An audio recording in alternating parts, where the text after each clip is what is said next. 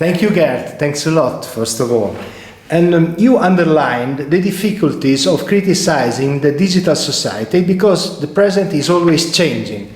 And are you defining a strategy to intellectually focusing these difficult times? The strategy really unfolds only within a certain paradigm. So this is the problem. The strategy, we cannot just say, okay, we develop for the next 10 or 20 years or something like that. I think, if at all, it would work if we understand very well the zeitgeist, the contemporary moment. And I have defined this as, right now, the moment post-Brexit, Trump, and Cambridge Analytica, right? We are living in the post-2016 world, which is defined by geopolitics, which is different from, let's say, even 5 or 10 years ago. So within that framework, we can develop a strategy and probably also a critique.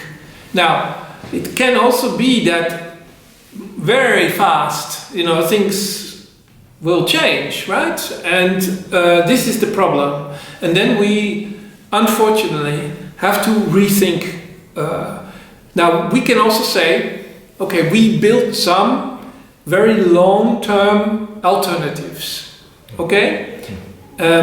That's good, and they will probably last much longer, 10, 20 or 30 years, something like that. But they are necessarily much smaller, and if you like, also more underground or avant-garde or conceptual, much in the same way, let's say, as I'm always inspired by conceptual art in the 1970s and 80s, right? This is my reference point when it comes to long-term thinking, right?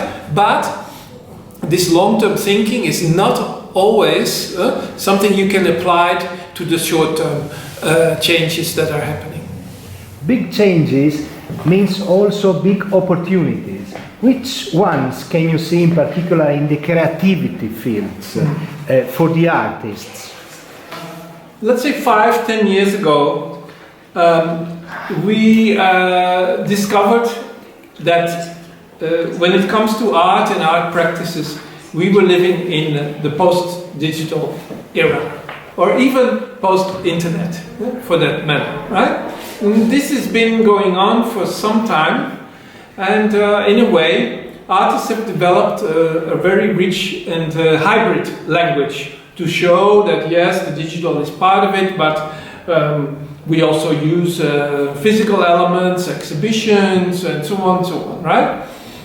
And this kind of almost Gesamtkunstwerk approach, right? Not one, but not just only digital, but we try to bring together the material and the immaterial, the real and the virtual, the digital and the post-digital, and we build some kind of an arsenal of possibilities to play with.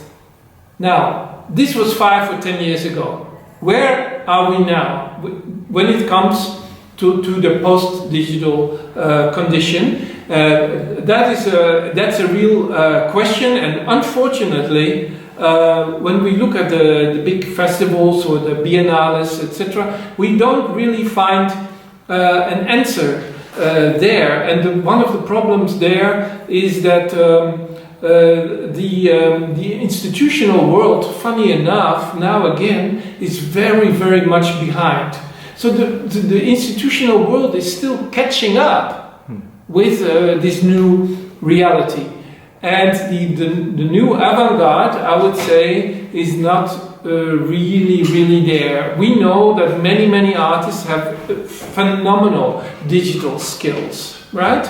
but what are they doing with it? They can't really fully explore them because the world around them is not really allowing this to happen. New tools should give also new ways of expression, but we see a huge amount of resources spent in limiting freedom of expression, freedom itself. And how do you see these problems? How technology itself and the digitalization could help in solving them? The freedom that we experience on the internet is probably something that is very personal. It's very intimate. It's something that we experience deep inside. It's not something that, let's say, we see represented in a constitution or something. It's not. The freedom is something personal, but it's not embedded in the society, right? So there is a big kind of.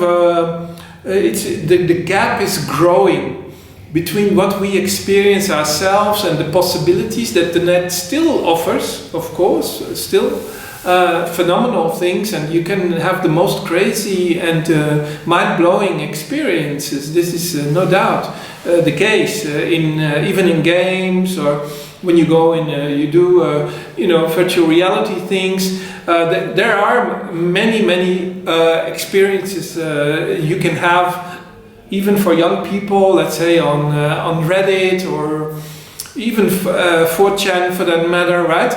These are very foundational experiences for people, and they really identify themselves deeply with that cyber culture in the same way as we identified ourselves with the emerging culture at the time 25 years ago. Okay, so that moment is still there, but this is not shared widely in society. So what we see is kind of a new divide. It's a new digital divide, and freedom is the most crucial thing here. The freedom you will express and you will experience kind of hidden, very in a small thing with a small group of people playing a game or whatever, right? But it is not something that is shared, let's say, as in a broader community or society at large. Thank you very much, Geert. Thanks a lot. Okay.